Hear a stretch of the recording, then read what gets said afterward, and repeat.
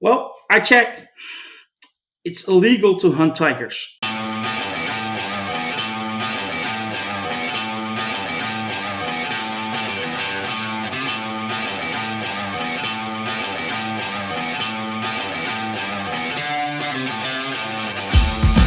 This is the Review of Champions, and I'm your host, Grandmaster. With me is a powerful panel made up of the finest champion cigar has to offer. Let me introduce them to you. First up, we have Mr. Taylor First, joining us for the Daredevil series. How are you, man?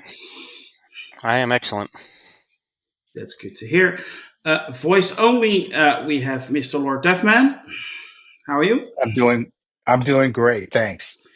And we have Loki's mom, also voice only. How are you? Doing real well. That's great to hear.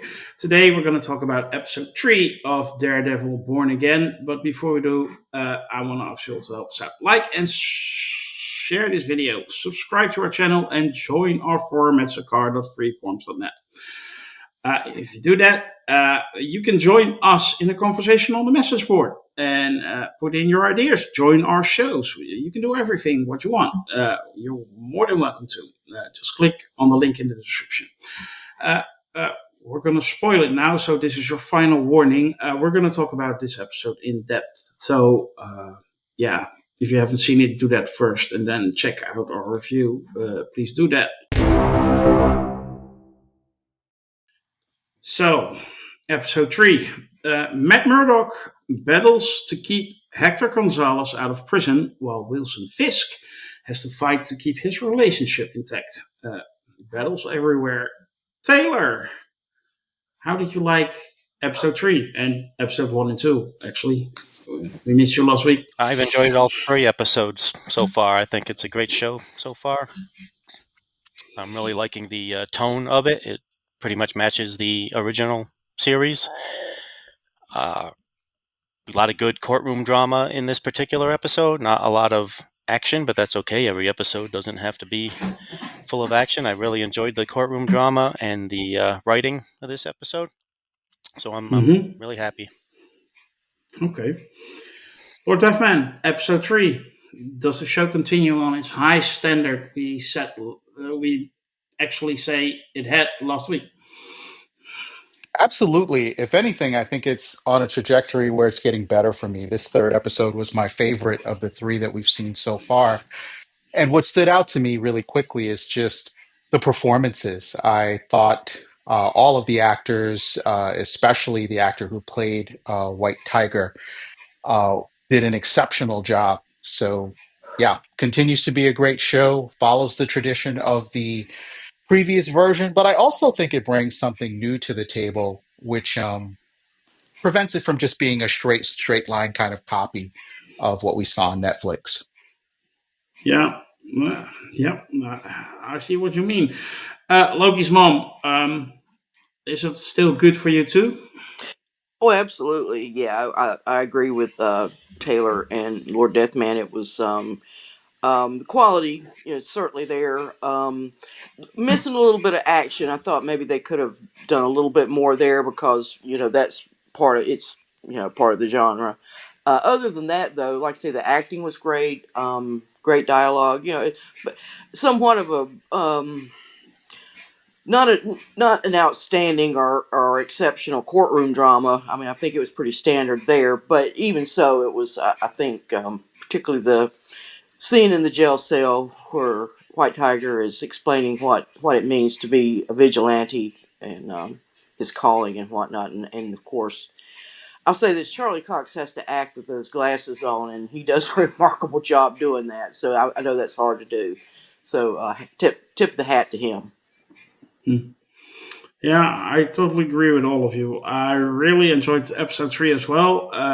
If there was one thing lacking in the original series, it was Matt Murdock in the courtroom. That was there, but not that much. And now we're already like in 2 episodes. You get like a lot of that already. I actually enjoyed that. He's a lawyer, right? So uh, let's see him lawyer things, if you know what I mean. Lord Deathman, any criticisms of episode 3? I have a minor criticism, which if I'm being honest, really isn't a criticism. And I will get into this when I go into a deep dive. But yes, I agree with some of the fans who say that it would have been nice to see the White Tiger in action, a little bit more show and less tell in terms of the testimonials that you were hearing from people who testified on his behalf. So that is really my only slight criticism of the episode. But otherwise, I just thought the intensity of the drama was more than enough to make up for the fact that we weren't seeing people get punched in the face. And there was a little bit of action towards the end in terms of the surprise twist of the episode. Uh-huh. Any particular highlights? Lots of highlights for me, and again, it really came down to me for this episode with the performances. I think Charlie Cox did an excellent job in terms of the courtroom drama piece. I felt like when he was talking about the vigilantism of the White Tiger, he was also talking about himself. And I feel like because he's made this decision not to go out as Daredevil, he might have been trying to set himself apart from the narrative of, this is someone who puts on a mask and does these good deeds.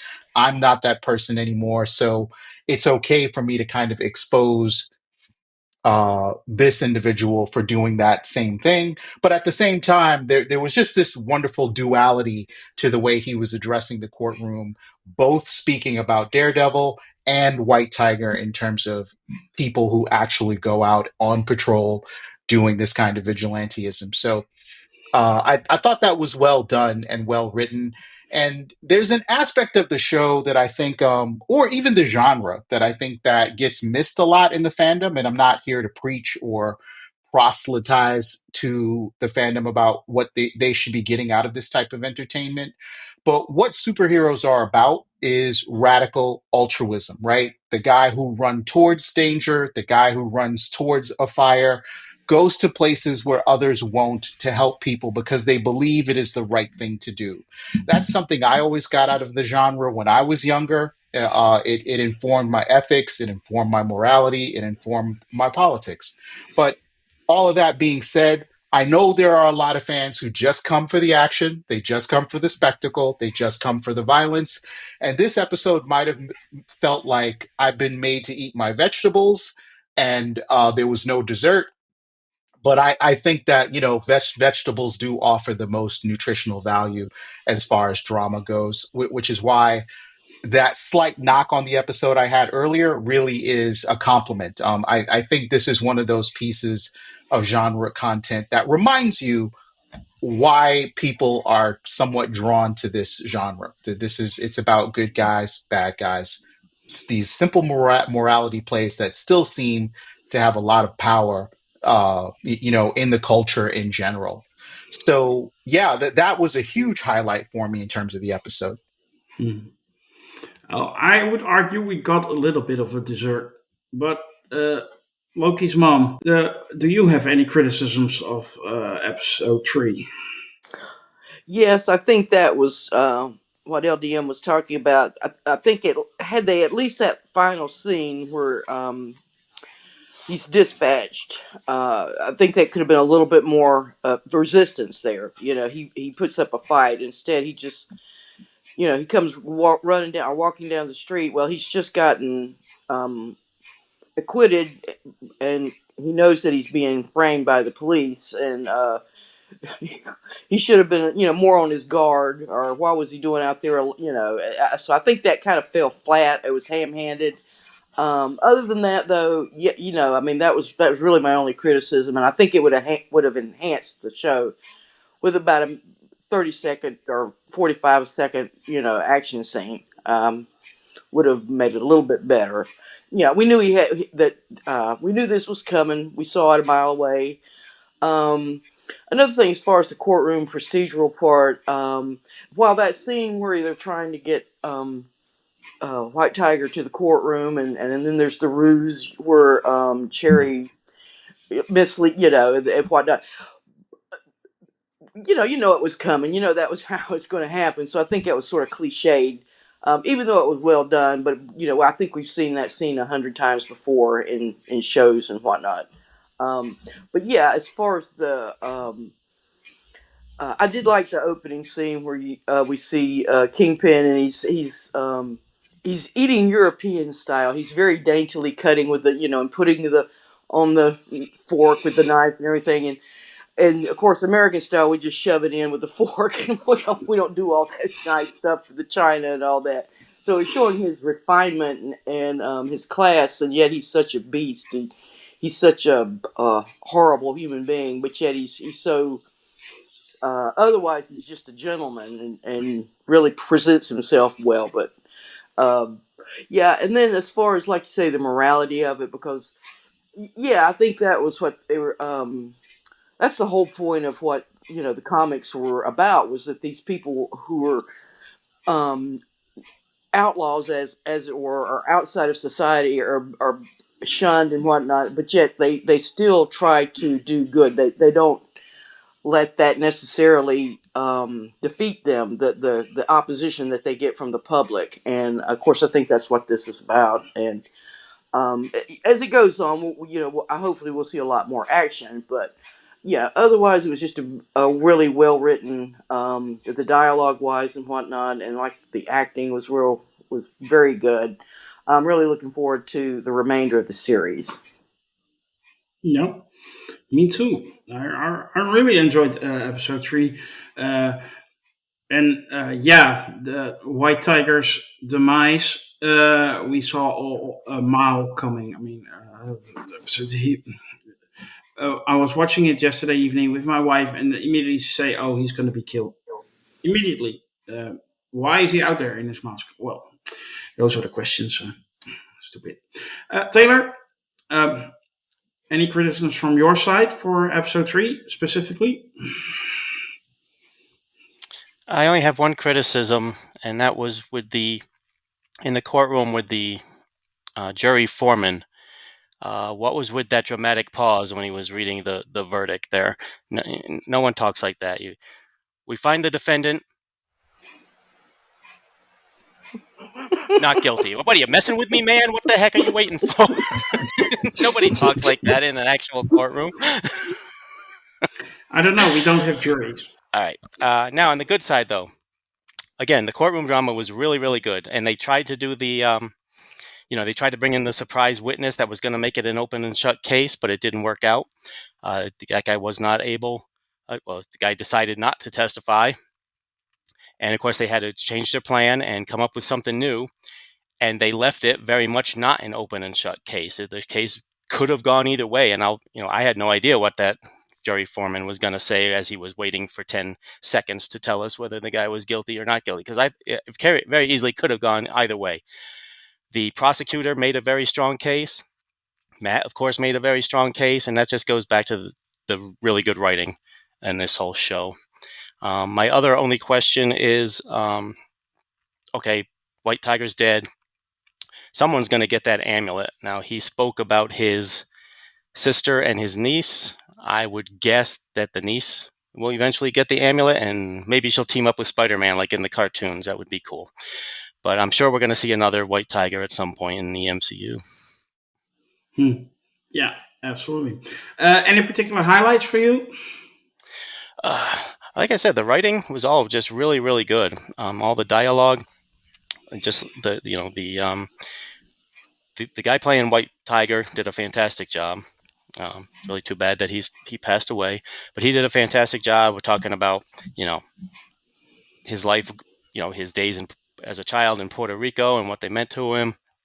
And then, of course, how much he cared about his neighborhood and doing the right thing. And then, of course, during the testimony, he was fantastic. And so, I mean, like I said, there wasn't a whole lot in this episode other than the courtroom itself and a little bit of discussion in between court sessions. But it was riveting the whole time, even with just that.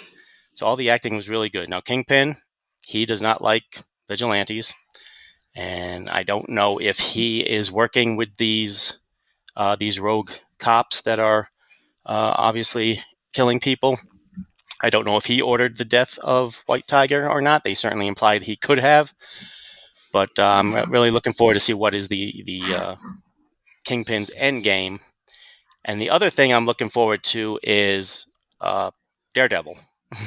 Matt needs to make Yeah, the decision to go back to being Daredevil. I hope they don't stretch it out the whole season. I would rather see yeah, him sooner rather than later decide it's time for me to get back in this game and bring on the Daredevil. yeah. Remember season one where we had to wait until the last episode to finally see him in costume? Right. Yeah, they're gonna not gonna do that again. I hope. I mean, we need to see him punching people in red. Uh, by the way, Wilson Fisk pretending to be a sophisticated mayor, not be a criminal, but he is still washing his bloody knuckles regularly. So he's still punching people, I guess, to a pulp. Yeah. But anyway, I'm waiting for a reveal as to who he's punching. Um, I think they said in a previous episode that his wife had an affair. I'm thinking maybe that guy might be the recipient of these knuckles, but they haven't told us yet. yeah, we'll have to wait and see. Loki's mom. You had a follow up. Yeah, that was a you mentioned the bloody knuckles. I thought that was a really a good cut where the it focus while he's there at the breakfast table. The camera goes close up on his raw knuckles, and then it just seamlessly goes into where Matt's washing his hands, with also rubbing his knuckles where he was beating the cop the other night. Yeah, I thought that was Mm. really well done. Yeah, absolutely. Lord Deathman, you also had a follow up? I just wanted to take another moment. I know we mentioned him on the previous episode, but Kamar de los Reyes, who passed away tragically at a very young age, who played Hector Ayala, aka the White Tiger. I thought that his performance in this episode was particularly nuanced and very sensitive. So I'm not sure if that was the last performance that he'd been involved in chronologically. I'm sure there were other projects there, but it being one of the first of his posthumous projects to show up. I think he did some extraordinary work with very limited time in the episode. It's a very sensitive portrayal. It's I think it's very nuanced, and really appreciate it, and just wanted to point it out. Yeah, agreed, and a great testimony. Um, Before we move on to a rating, I don't want to play a little game with you guys. And when Grandmaster comes with the games, it must be fun. Loki's mom, I'm going to start with you. Was it Frank or not? Was it Frank? Who shot White Tiger? Yeah. Oh, Punisher. No, no, no. I don't think so. Mhm. But I believe didn't the Punisher in the Netflix series, what didn't Fisk task him to dress up as Daredevil and so he could frame him? I think that's what's going on. I think this is a setup so that Matt and the Punisher will get into a fight, and then he can make a big deal out of it. And he's got two more vigilantes that he's taken off the street, as it were. So yeah. Mhm. Okay. Taylor, was it Frank or not? No, it was definitely not Frank. That was not his style at all.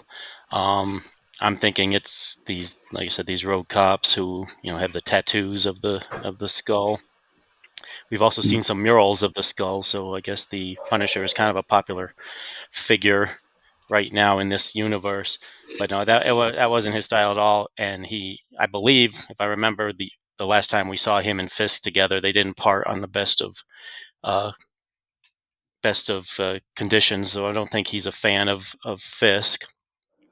Mhm. Now, as far as them the hit on White Tiger attempting to frame Punisher, well, you would have to have a witness that saw the skull for that to happen. I don't know if there was any or not. I think it might be these guys are dressing up with that symbol when they're going out and doing their thing. Well, there's always cameras. Lord Deathman, is it Frank or not? Definitely not Frank. I think we have some copycats amongst the rogue, lawless police officers in this version of New York City. It's interesting because this subplot reminded me of the plot of an old Dirty Harry movie, I think from the 70s or early 80s, called Magnum Force, where this pits Callahan Clint Eastwood's Detective Callahan against a group of rogue cops who are, similarly into vigilantism to solve the problem of crime in San Francisco, of all of the places, which I guess was written by crime in the 70s. I wouldn't know, but in any event, it's they've got the ingredients for some really compelling drama. And once again, no, I don't believe that this was Frank. I think we're going to find that Kingpin might be tied to these rogue police officers in an agenda to get vigilantes off the street to help prosecute his more nefarious activities. It would be a lot easier for him if he didn't have enhanced individuals roaming the streets, foiling his capers. Yeah. Well, you heard it from the panel, people. It was not the Punisher. It was not Frank Castle.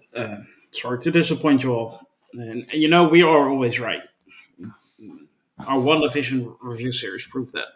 So, um, um, then it's time to move on to a rating.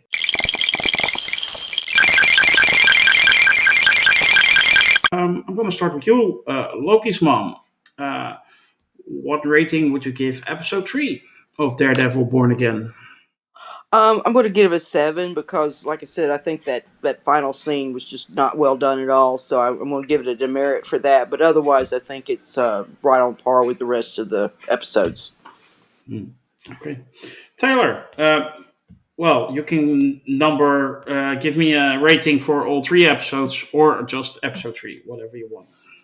Well, for episode 3, the jury foreman cost them a point, so it's 9 out of 10 for episode 3. And the first 2 episodes, I think, are probably 9 out of 10 for each of those also. Okay, fair enough. Consistent, good stuff from Daredevil Born Again. Lord Deathman, what is your rating for episode 3? Yeah, I think I'm going to give episode 3 a 9. Again, I really enjoyed the courtroom drama of this episode. And I thought that just hearing about Hector and what he'd done for his community during the trial made his death at the end all the more sort of impactful for me. Um, yeah, I wasn't super impressed by the execution of it, but the fact that it happened, it did kind of take me by surprise. And the fact that he was kind of lured into his own death, because in the audio you kind of hear people in trouble, that the kind of scream of someone who's under duress, and Hector is heading in that direction, only for it to have been some type of a lure or a trap. So 9 out of 10. I'm gonna go 8 out of 10. I loved the episode. Loved the courtroom drama. I could have done with a little bit more action, and I deduct a point for Matt still not being Daredevil. I'm gonna do that until he does. So be prepared. That will conclude this week's review of Champions for episode 3 of Daredevil Born Again. We hope you have enjoyed our discussion today. If you did, you can help us out. Like and share this review and subscribe to our channel. And if you really want more of us, join us at sakard.freeforms.net. We would love it if you do that. Next week, we will discuss the next episode of Daredevil Born Again, episode 4. And for now, I just want to thank you all, also on behalf of the other champions, and wish you to use the senses you have. Bye.